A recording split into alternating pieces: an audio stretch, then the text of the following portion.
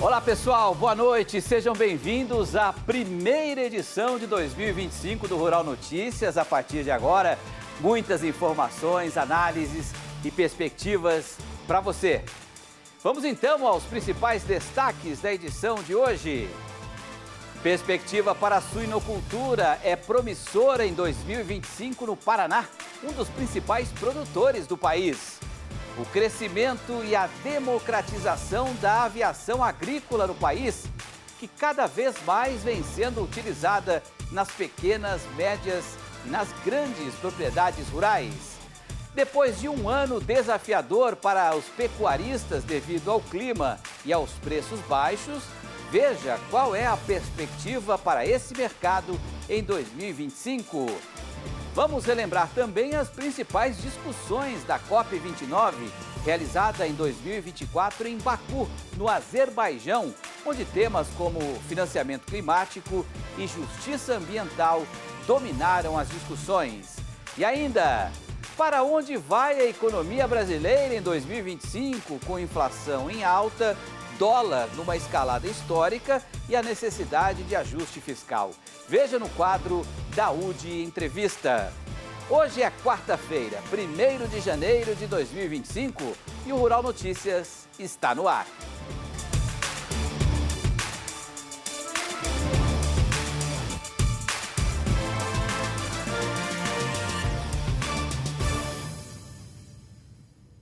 A chegada das festas de fim de ano aqueceram, a demanda por carnes típicas como pernil e peru. No caso da carne suína, a crença popular é de que os porcos, por empurrarem o focinho para frente quando estão em busca de comida, simbolizam o progresso, atraindo sorte e dinheiro. Será? Pois é, um dos grandes estados produtores de suínos é o Paraná, onde as perspectivas para o setor são promissoras. Especialistas avaliam que o primeiro semestre deve ter um cenário de boa rentabilidade. Para as exportações, a tendência é de crescimento a médio e a longo prazo.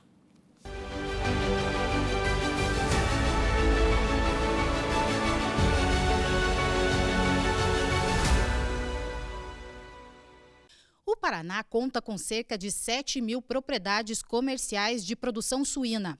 A expectativa para 2025 é de expansão no número de granjas e plantéis, como resposta da leve recuperação do setor em 2024. A expectativa é que a produção da carne no Paraná continue a crescer este ano, de forma prudente e cautelosa. O que acontece? O mercado vem aquecido para 2025. Temos as perspectivas de grandes exportações e também o mercado interno, um consumo mais acelerado dentro do mercado interno. Então a gente prioriza ainda que mantenha esses preços aí desse último semestre do ano, aquecido para 2025, e acredito também que vamos ter aí os próximos 2 ou 3 anos bons aí. O crescimento contínuo na produção já começa a aparecer no ranking entre os estados. O Paraná mantém a vice-liderança, respondendo por 21% da produção nacional, mas vem se aproximando de Santa Catarina, que ocupa a posição de líder, com 29% da participação. O Rio Grande do Sul, com 16%, completa o top 3 na produção da carne. Os 3 estados representam quase 70% da produção nacional e são responsáveis pela grande parte das exportações brasileiras do setor. A gente tem a tendência de 2025 ser um ano positivo, mas com cautela. Porque, como a gente falou do custo produtivo do suíno, ele depende diretamente nos insumos alimentares, que é o milho e a soja. Aí a gente já teve uma safrinha com problemas climáticos, com a questão da seca, que produziu menos. O milho já esboçou uma melhora, no preço, a soja também um pouco menor que o milho, mas também já teve melhora. Então, a gente sabe que a partir do momento que sobem os grãos, sobe o custo produtivo e essa relação custo com receita do produtor, do suinocultor, diminui.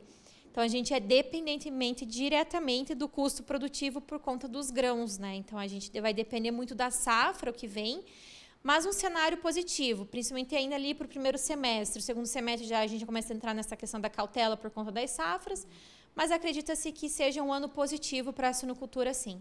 O mercado internacional segue sendo um dos principais impulsos para o crescimento da suinocultura paranaense. China, Hong Kong e outros países asiáticos continuam sendo grandes importadores da carne suína. Embora a recuperação interna da China já esteja em curso, a demanda pela proteína segue robusta em 2025, com o Paraná mantendo a competitividade no mercado global. As agroindústrias, as cooperativas, os varejistas, eles percebem que a suinocultura precisa ter uma oferta ajustada. Então, eles entenderam esse cenário de ter o que eu preciso para o meu mercado doméstico, visando um crescimento de 1,5% a 2% nas exportações. Então, eu acredito que isso vai ser equilibrado, que o crescimento ele vai ser positivo, mas não numa tendência de alta, como aconteceu lá em 2019, e a gente teve todo esse represamento doméstico. Então, eu acredito que a produção ela vai ter uma crescente, sim, mas com essa cautela, né, de entender esse ajuste do mercado. 60% dos suinocultores paranaenses estão na atividade integrada. As perspectivas de aquecimento nas exportações da proteína já estão sendo articuladas no setor cooperativista. Proteína animal, de uma forma geral, é bem melhor que no ano passado. Tá? Então, tanto bovinos, né, tem um nível bom a nível internacional, aves também, e a nossa perspectiva é suínos, porque nós nos tornamos livres de aftosa sem vacinação. Tá? E isso poderia abrir mercado, só que essa abertura de mercados ela não vai dar espontaneamente. Então, alguns países, aí o Peru, por exemplo, já começa a comprar. Então, internacionalizando a comercialização de suínos, há uma tendência de a gente ganhar espaço pela competitividade que nós temos. Ganhando espaço, você não é mais aquela oscilação. Tinha uma grande oferta, o preço vai lá embaixo. Tem uma demanda maior que a oferta, o preço sobe, então aquela gangorra. E quando você internacionaliza isso, ele se torna em dólar, né, um mercado mais seguro.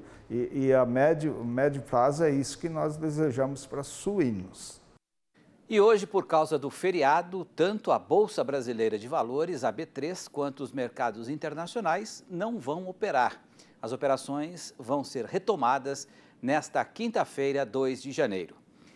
Veja a seguir as principais discussões da COP29, realizada em 2024 em Baku, no Azerbaijão. Voltamos já já.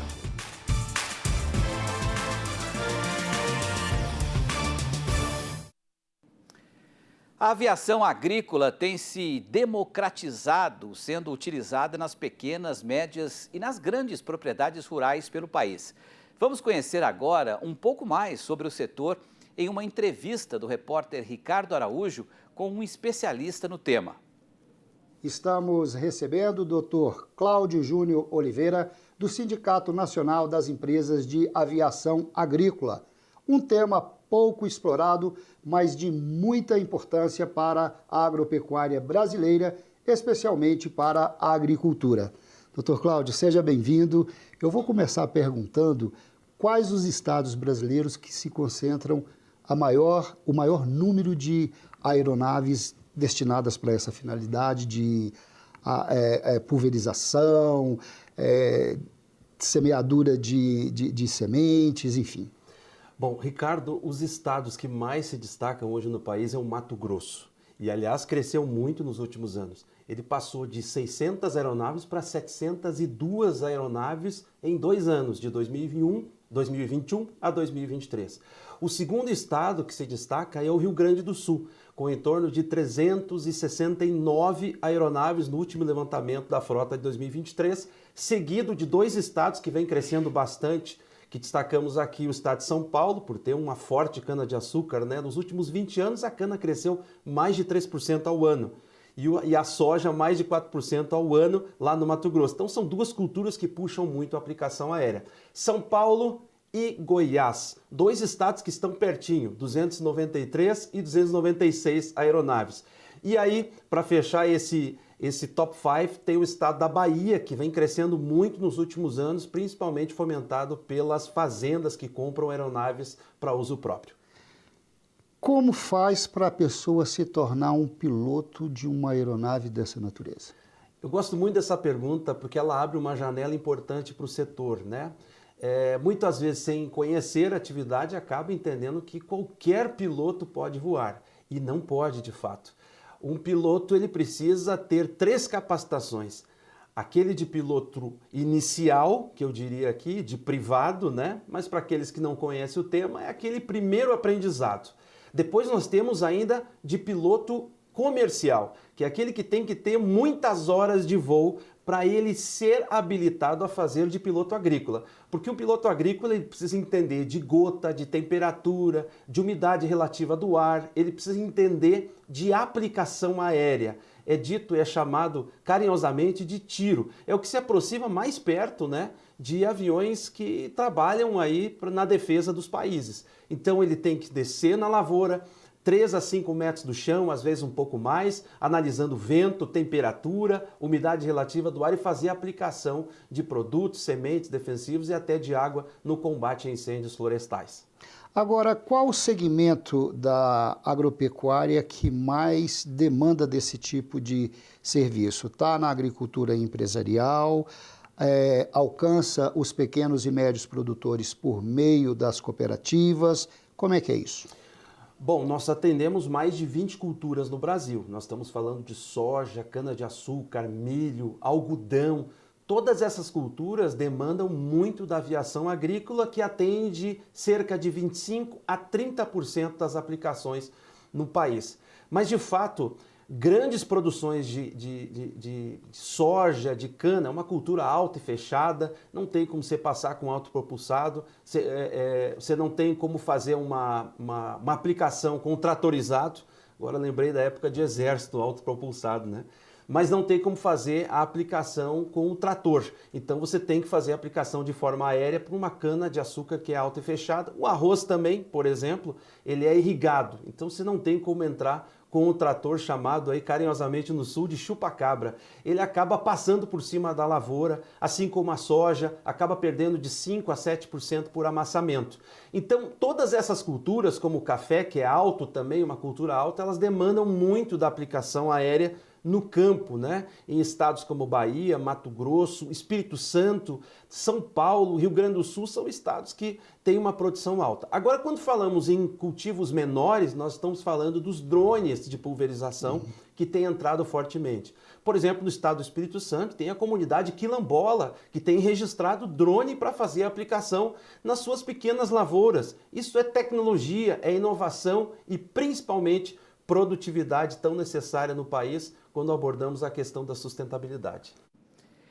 A COP30, que vai ser realizada em Belém, no Pará, já está no radar global como um marco para o debate climático na Amazônia. Mas antes de olhar para o futuro, é hora de fazer o balanço da COP29, realizada em 2024 em Baku, no Azerbaijão, onde temas como financiamento climático e justiça ambiental dominaram as discussões.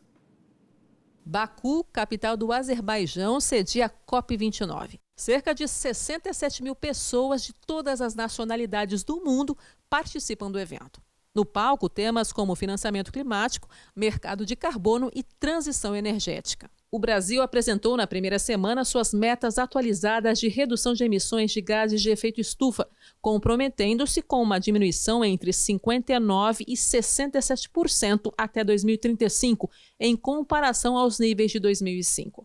O documento reafirma o compromisso do país em zerar as emissões líquidas até 2050 e eliminar o desmatamento ilegal até 2030. E foi ao longo da primeira semana da COP29 que o país comemorou na Conferência do Clima a aprovação, por parte do Senado brasileiro, do projeto de lei que cria o Sistema Brasileiro de Comércio de Emissões de Gases de Efeito Estufa, um avanço na regulação de mercado de carbono.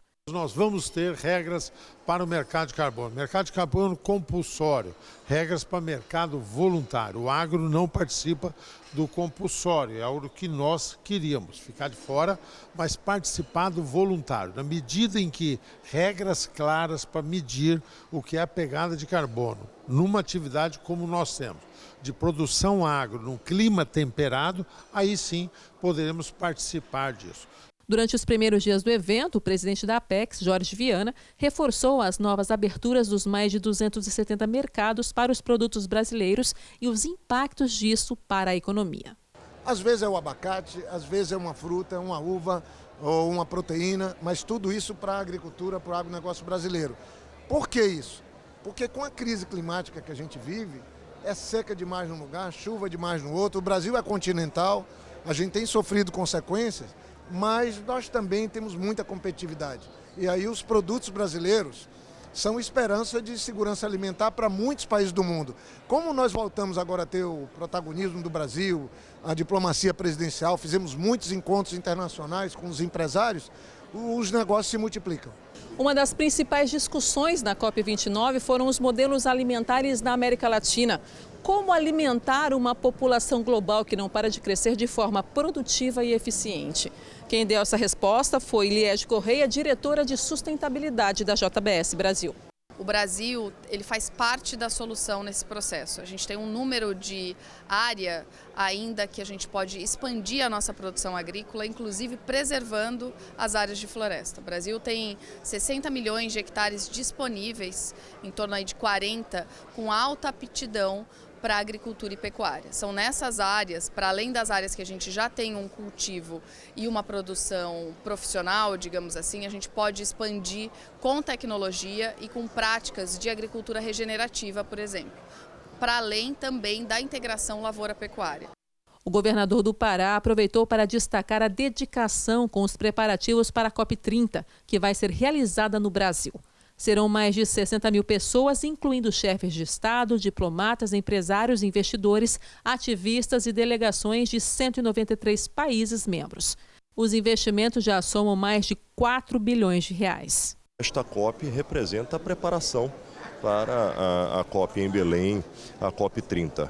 É momento do Estado do Pará apresentar aquilo que vem realizando, apresentar o seu plano de redução de emissões, de combate ao desmatamento, às ilegalidades ambientais, mas também apresentar um modelo de transição de uso do solo, de desenvolvimento de atividades econômicas baseadas na natureza. Na COP30, a expectativa é de receber pelo menos 66 mil pessoas, entre chefes de Estado, diplomatas, empresários, investidores, ativistas e delegações dos 193 países membros. Representantes do Ministério da Agricultura e Pecuária e da Frente Parlamentar da Agropecuária avaliaram a decisão. Essa COP exatamente fala de financiamentos verdes. Exatamente, essa é o programa que nós estamos montando. Não adianta a gente falar de boas intenções de países, de agricultores, ou enfim, de quem quer que for, se não tiver financiamento favorecido. Então esse é o amadurecimento que essa COP precisa nos levar para que daí, no ano que vem, em dezembro, essas coisas comecem efetivamente a acontecer. Eu não vejo o Brasil, infelizmente, com uma capacidade de organizar um evento gigantesco como esse, ainda mais em Belém, que não vejo onde tem estrutura física necessária para isso, desde quartos de hotéis, estrutura viária, o local para fazer esses eventos, mas como brasileiro tem que torcer para que dê certo. E torço para que a gente consiga, naquela COP30, ter efetivamente o reconhecimento de uma nação produtora de alimentos com responsabilidade socioambiental.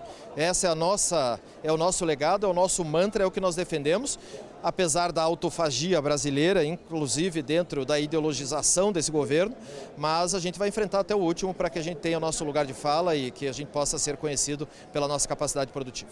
A COP29 foi marcada pela presença das cooperativas atuando no combate às mudanças climáticas e também para estimular finanças sustentáveis. O cooperativismo ele tem um papel de desenvolvimento social e econômico muito importante no Brasil.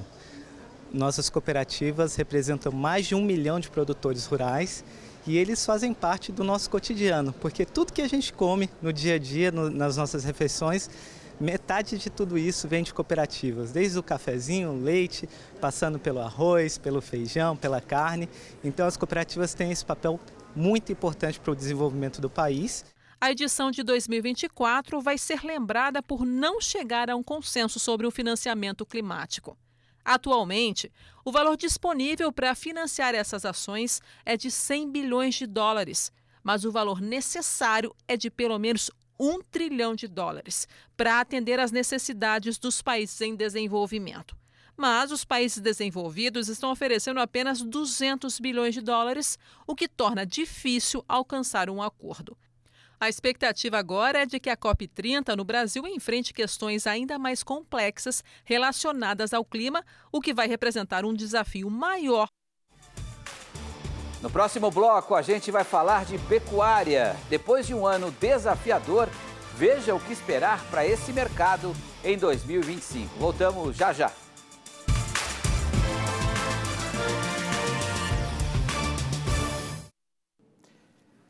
RN de volta com a história de produtores rurais de Mato Grosso que se juntaram para criar uma indústria de etanol de milho.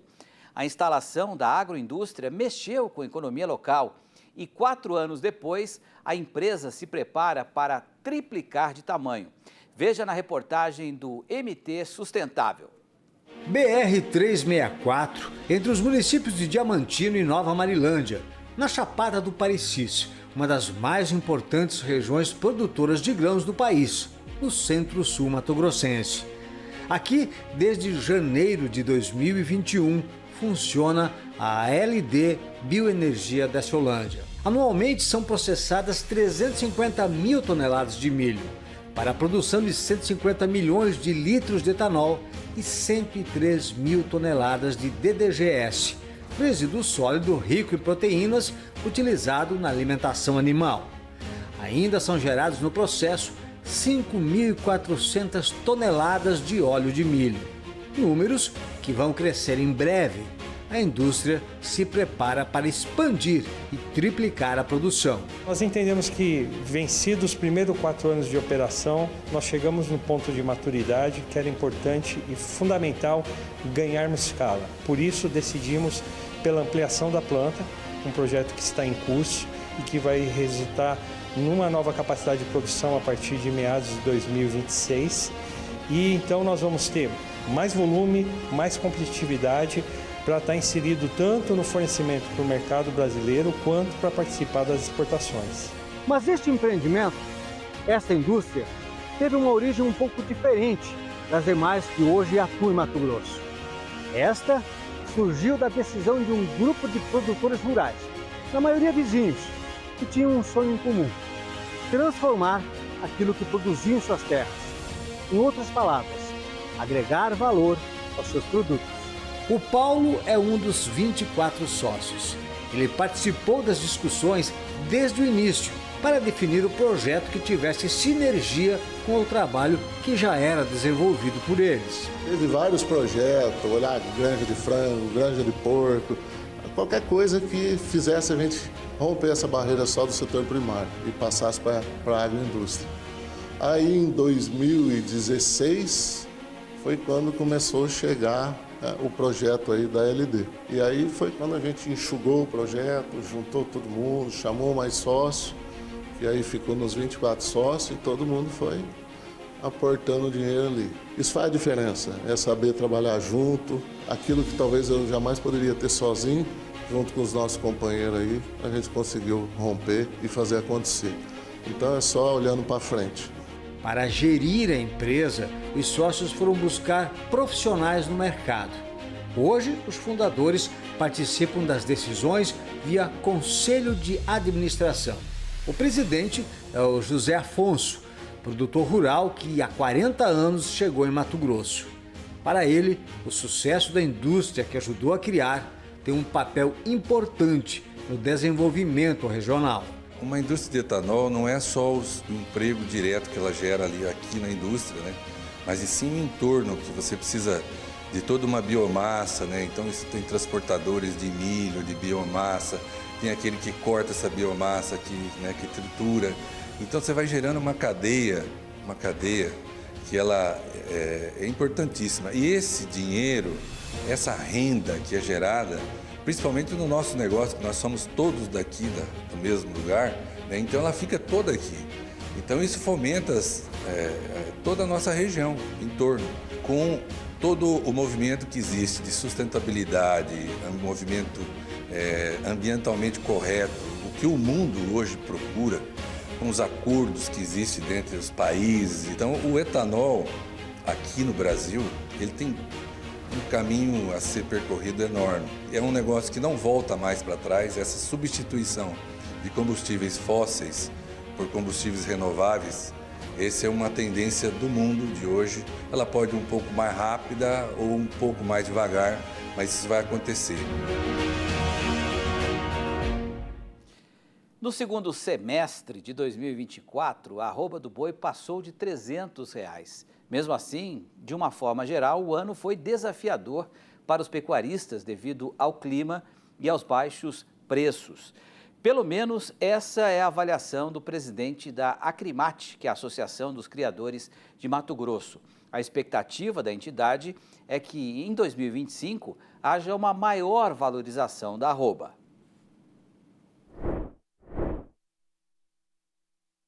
Bom, para variar, mais um ano desafiador, 2024 ainda ruim, em termos climáticos péssimos, né, em termos de preço muito ruim, com a melhora assim, significativa no último trimestre, né, por conta do aumento das exportações e por um surpreendente aumento do consumo interno, que a gente já espera esse aumento do consumo interno, mas foi surpreendente assim, a demanda, a procura da carne bovina nesse final de ano. Então, assim, a expectativa de 2024 é fechar com um balanço positivo nesse aspecto. Teve um abate recorde, né? E é um abate de animais também recorde, né? Em geral, no cômputo geral, recorde atrás de recorde, né? Produtividade atrás de produtividade, independente da crise, você vê que o produtor continua produzindo, continua fazendo seu dever de casa, né? E aí essa baixa é justamente por causa disso, por essa grande queima dessas matrizes, né? Das fêmeas que não emprenharam, né? Para poder renovar o ciclo pecuário. Mais importante para a gente é o mercado interno, que absorve hoje 70% da nossa produtividade. Para a gente é o nosso grande comprador. Porém, o mercado externo, ele traz divisas para o país, divisas internacionais em dólar, né? Para o país isso é importante para a balança comercial e importante também para quê? Para poder trazer mais renda aqui dentro. Uma vitória do setor produtivo, principalmente dos pantaneiros, né? E a Acrimate trabalhou muito nisso aí, nessa lei. O nosso finado Amado, né? Que a gente está tentando batizar essa lei em nome da Amado Oliveira, foi um cara que trabalhou muito nesse sentido, por centenas de reuniões, né? Conseguimos que o governo, né, assinasse esse decreto, né? Que vai colocar um pouco de tranquilidade no pantaneiro. A gente sabe que a pecuária pantaneira é fundamental porque o Pantanal precisa do boi. É diferente, olha, o Mato Grosso viveria sem a pecuária do Pantanal, mas o próprio Pantanal não vive sem o boi, nem sem o pantaneiro. O pantaneiro é que preserva aquilo ali, o pantaneiro que está ali, ele tem uma história de 300 anos de ocupação daquilo ali, e aquilo está daquele jeito, como se fosse 300 anos. Se você chegar no Pantanal hoje, é uma história de 300 anos que está ali viva, né? É o mesmo modelo de 300 anos atrás. Então, assim, não tem por que se mexer. O que nós precisamos é olhar com carinho para esse pessoal, olhar com carinho para o Pantanal mesmo e trabalhar isso aí, deixar ele trabalhar melhor, deixar ele se fixar lá, porque nós já temos dificuldade de mão de obra, já temos dificuldade de fixar o peão no campo, né? Tem a dificuldade climática. Se a gente apertar mais o pantaneiro ainda, se a gente tirar os direitos dele, né, de não colocar uma gramínea diferente, de tirar uma planta daninha invasora, coisa que eram proibidas de se fazer, quer dizer, como é que a gente vai deixar o pantaneiro só sobreviver naquele ambiente? Né? Então, assim, a gente tem que olhar sempre com carinho para o Pantanal e essa lei vem mostrar que o governo está sensível ao nosso problema. Menos de 1% das propriedades ocupadas tinham incêndio, né? O grande foco de incêndio, principalmente nessas áreas, são as reservas indígenas, as áreas de reserva ambientais, né, os incêndios espontâneos na beira de estrada, né? Infelizmente, o pecuarista foi acusado, o produtor rural em geral, né, foi acusado de colocar fogo nas suas próprias terras, uma coisa absurda, que não existe isso, né? O incêndio para nós é um destruidor de tudo, ele destrói a nossa vida inteira em questão de segundos, né? Destrói cerca, destrói curral, acaba com seus animais, acaba com as suas reservas de água, quer dizer, a sua mata que protege os açudes, as represas. Então, sim, isso para a gente não é uma coisa inadmissível, você tocar fogo na sua fazenda, né? Então, assim, uma coisa que não devia ser nunca nem pensado que o produtor provoca esse tipo de coisa. A gente lutou, conseguiu, né, que entendesse, mas ainda o governo federal, ele para poder justificar essas ações, ainda imputa muita culpa ao produtor rural. Isso não é verdade, né? Nós comprovamos e divulgamos esse estudo do Corpo de Bombeiro, né? Mostrando que o produtor rural é culpado em menos de 1%. Da parte do produtor é produção continuada, fazer o nosso melhor, que a gente sempre estimula. Olha, na crise ou fora da crise, ou na boa ou na ruim, continuar fazendo o seu melhor possível, que é produzir alimento de qualidade, alimento saudável, colocando na mesa do brasileiro. Vocês podem observar que desde a pandemia não tivemos falta nenhum dia de nenhum tipo de carne no açougue, nas gôndolas dos supermercados. Então, quer dizer, não é especulação, a gente não especula preço, não é nada, a gente não segura produto no pasto. Então, assim, não existe esse lado do produtor de especular no mercado. O mercado se rege por si, né? Nós vamos ter alta oferta, vai baixar um pouco a carne, vai ter diminuição de oferta, vai subir um pouco a carne, mas os mercados se regulam independente da nossa vontade.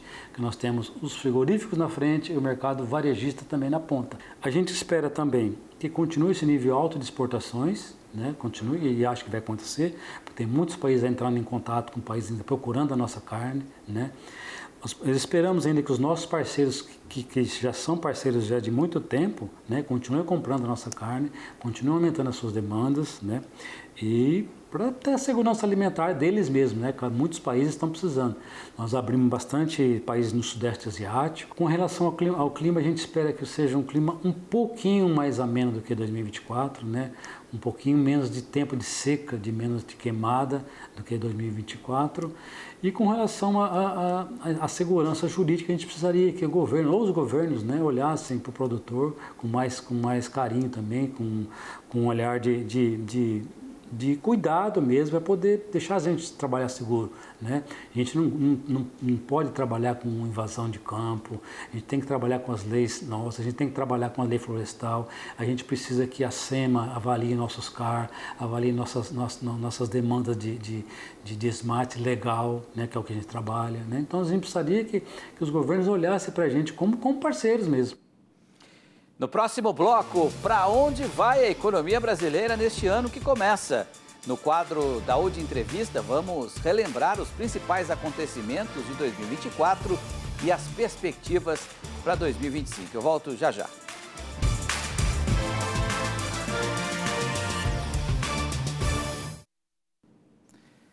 Necessidade de ajuste fiscal, inflação em alta e dólar numa escalada histórica. Esse é um desempenho simplificado da situação brasileira ao longo de 2024. E para onde vai a economia brasileira em 2025? Veja no quadro da UD Entrevista de hoje com o economista Bruno Musa.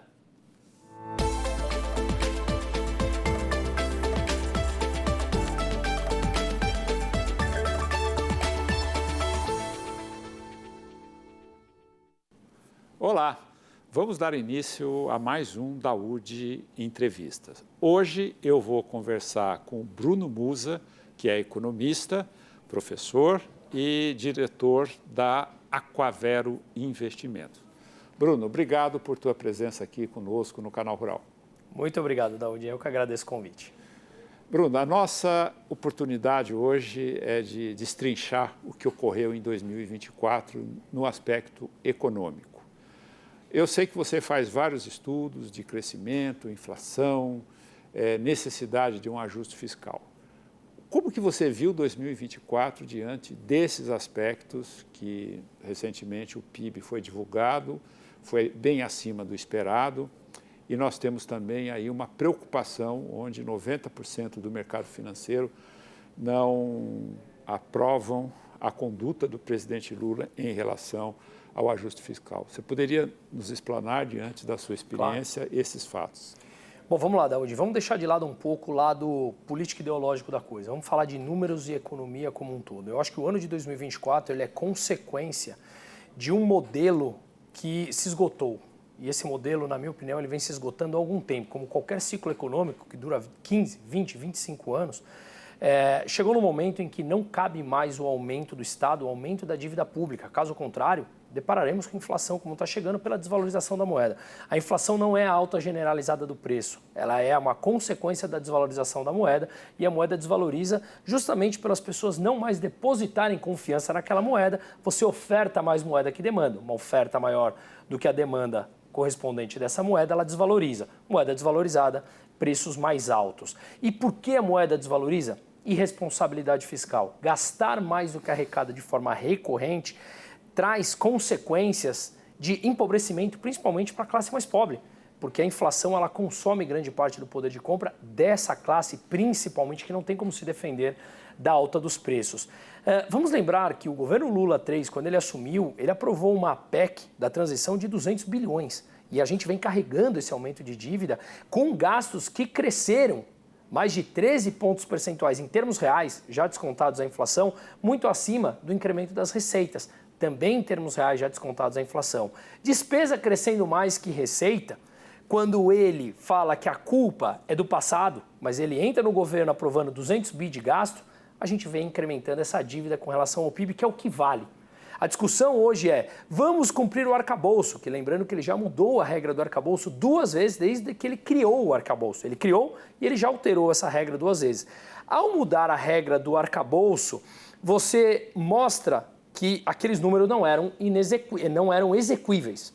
E, consequentemente, os números continuam não batendo. O que acontece é que o mercado começou a fazer conta e fala assim, mesmo você cumprindo agora o arcabouço com todas as mudanças, nós estamos vendo os gastos que vocês estão colocando como despesa financeira e não despesa primária, a dívida continua crescendo frente ao PIB. Bruno, diante desse cenário, o PIB cresceu. Como você vê, como você analisa os números do PIB? Isso é importante. O número realmente ele veio positivo ao olharmos no curto prazo. Vem surpreendendo. Né? Um crescimento que será de 3% no ano, ele é expressivo. Quando você destrincha o PIB, ele tem sob a ótica da oferta e a ótica da demanda. Nesse ponto da ótica da demanda, você teve grande parte de crescimento em gastos governamentais, transferindo renda para as famílias. Então, o governo se endivida, transfere renda para as famílias que consomem no curto prazo. Como o PIB brasileiro, 60% é composto por serviços, você consome no curto prazo em serviços. Como isso faz parte da equação do PIB, o PIB cresce, ele está anabolizado no curto prazo. Só que não há incremento de produtividade. A produtividade no Brasil está estagnada há 35 anos. O que significa que se você anabolizou injetando dinheiro no curto prazo, o PIB cresce. Só que você cresce mais do que o PIB potencial. É a mesma coisa que você tem uma fábrica com uma maquininha e você quer produzir 1000 peças, sendo que tua máquina tem capacidade para produzir 100. Eu injeto dinheiro aqui, através do endividamento, e essa conta chega. Porque eu não consigo produzir 1000 peças. Posso conseguir no curto prazo. Só que essa minha capacidade produtiva, como eu não tenho investimento correspondente para tal, eu não aumento minha capacidade produtiva. Uma hora essa máquina quebra. A máquina quebra. E o que significa é que, quando a máquina, enquanto ela não quebra, você tem um problema inflacionário. Você está produzindo mais, só que na base da sociedade você não incrementou produtividade. Portanto, você tem uma produção anabolizada, com uma mão de obra que está sendo tomada para incrementar essa produção no curto prazo, mas não há incremento de produtividade no longo prazo. Inflação. Portanto, esse é realmente mais um voo de galinha que a gente tem. Então, aí a gente pode concluir que a restrição do mercado como um todo, em relação ao comportamento do governo Lula com relação às contas fiscais, se deve exatamente por essas explicações que você deu. Quer dizer, não há uma sustentação.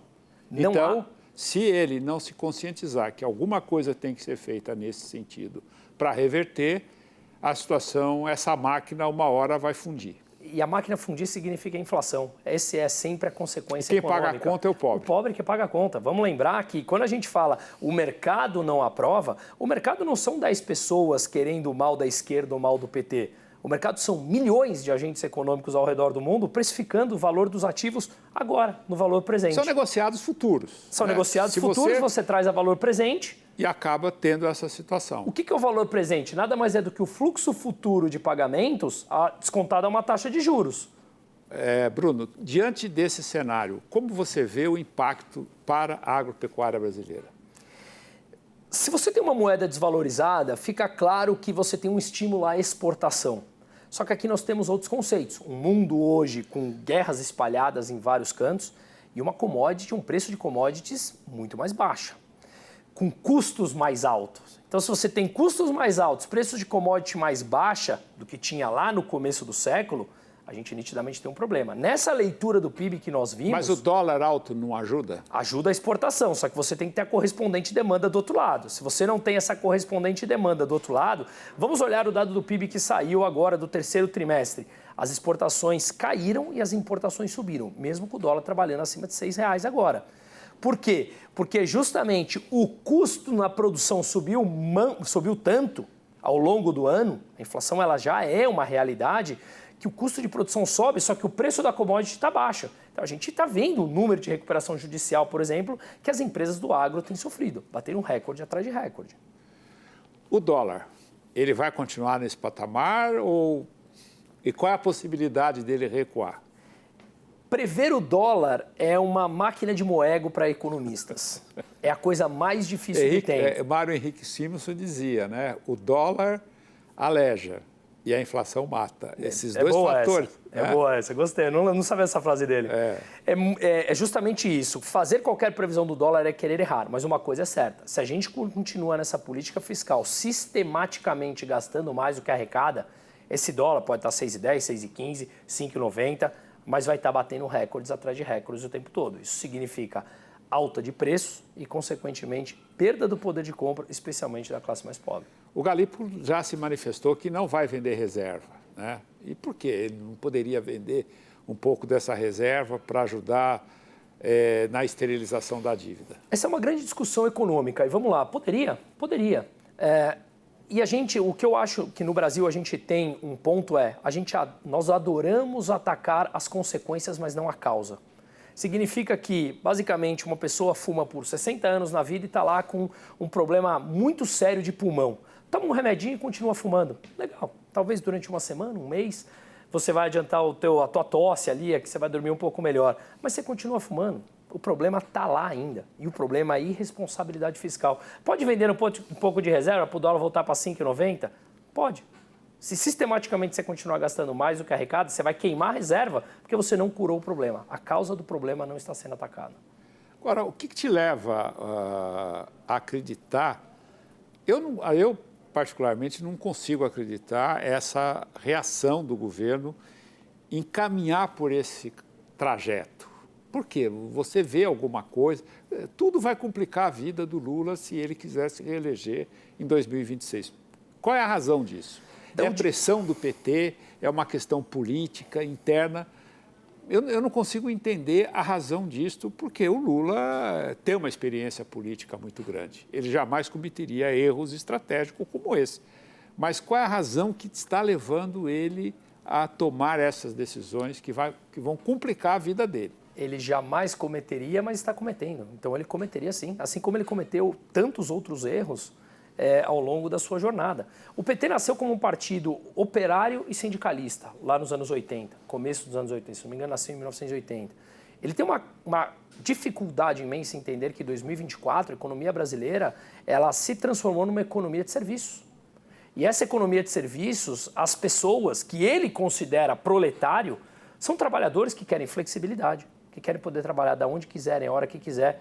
Eu nunca mais esqueço a pesquisa da Uber e do iFood, que 91% dos motoristas de aplicativo, não é 51%, 91% disseram que não querem ser regidos pela CLT, inventado lá atrás, ou por Getúlio Vargas, nos anos 30, né? E não querem ser sindicalizados. Ele tem uma dificuldade muito grande em entender que o mundo mudou. A visão de mundo dele parou no tempo. E acho muito difícil que com 80, não sei quantos anos exatamente ele tem, ele realmente acredite na necessidade de cortar gastos. Tanto não acredita que naquele anúncio do Haddad, ele teve que colocar aí um gasto maior da isenção quando ele queria cortar gastos. E o governo está gastando 40 milhões de reais para fazer a publicidade do anúncio de corte de gastos. Então, para eu anunciar que eu vou cortar gasto, eu gasto. Bom. É uma visão de mundo completamente alterada da realidade. O grande problema acredite no que você quiser, a realidade é uma só. O dólar nesse patamar traz inflação. e ele perde capacidade eleitoreira. Perfeito. Bruno Musa, obrigado por tua participação conosco aqui. Infelizmente, a gente tem pouco tempo. Poderíamos conversar mais vezes, já fica convidado para que a gente volte a falar mais sobre economia. Da próxima vez nós vamos misturar economia e política. Obrigado, Bruno. Quando você quiser, Daúde, sabe que eu te admiro há muito tempo, é um prazer. Muito obrigado. Você que é uma pessoa que tem um raciocínio bem claro a respeito da economia, sem ideologia, mas é firme no seu propósito. Muito obrigado. Bom, o Daúde Entrevista fica por aqui. Eu conversei com Bruno Musa, que é economista e sócio da Aquavero Investimentos. Obrigado e até o próximo programa.